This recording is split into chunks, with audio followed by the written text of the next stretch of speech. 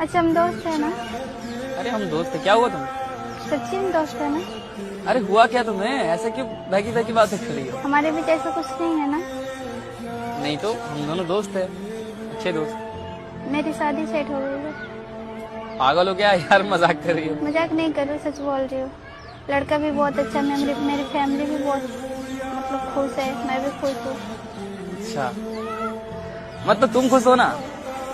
हाँ बस- मैं बहुत खुश हूँ। बस यही चाहिए यार, तुम्हारी खुशी में मेरी खुशी है। मैं तुम्हारा दोस्त हूँ, जब भी तुम्हें मेरी जरूरत हो बस एक बार कॉल कर लेना, मैं तुम्हारे लिए हाजिर रहूंगा। और हाँ, मैं तुम्हारी शादी में भी आऊंगा, तुम्हारे हस्बैंड से भी मिलूंगा, और कुछ कहेगा ना बोल देना, मैं तुम्हारा दोस्त हूँ और तुम्हारे लिए मैं हर वक्त हाजिर रहूंगा। वैसे एक बात पूछो?